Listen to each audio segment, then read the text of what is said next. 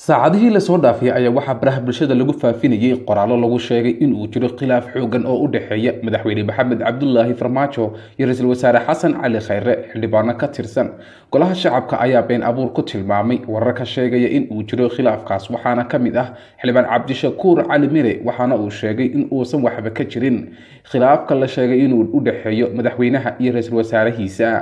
xildhibaan cabdishakuur oo ka mid ah xildhibaanada u dhow madaxweyne maxamed cabdulaahi farmaajo ayaa sheegay in warkaas uu yahay mid ay soo abaabuleen dad mucaarad ku ah dowladda islamarkaana uusan waxba ka jirin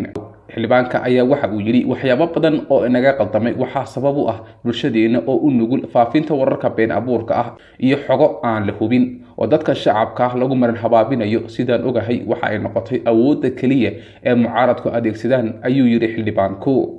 wararka lagu faafiyey baraha bulshada ee ku aadan in uu jiro khilaaf u dhexeeya madaxweyne maxamed cabdulaahi farmaajo iyo ra-iisul wasaare xasan cali khayre ayaan weli ayna ka hadin madaxtooyada Soomaaliya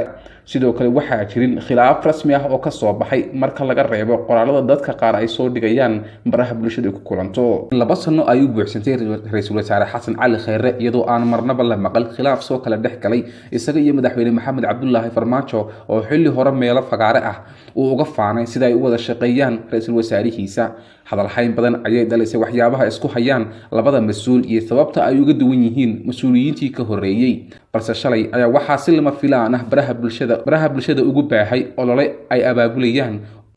dad badan oo ka dhan ah ra-iisul wasaaraha laguna eedeynayo inuu madaxweynaha khiyaamay isla markaana uu isku diyaarinayo doorashada soo socota inuu madaxweyne isku soo sharaxo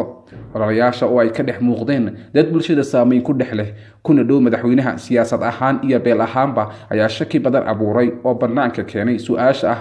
waxaa la gaaray xilligii khilaafka dhab ahaanshaha khilaafka ila ku dhowdhow madaxweynaha iyo ra-iisul wasaaraha ayaa xaqiijiyay in uusan jirin khilaaf ka soo kala dhex galay farmaajo iyo khayre isla markaana labada mas'uul ayna ka warqabin hadallada la isla dhex marayo ilaha aan la xiriirina meesha kama ay saarin damaca uu tartamida madaxweynenimo ee doorashada soo socota sidoo kale waxaa la fahansan yahay in uusan weli jirin xisbi lagu dhawaaqay oo kulminaya madaxweynaha iyo ra-iisul wasaaraha taas ayna abuurayso shaki badan oo dhanka mustaqbalka siyaasadeed ah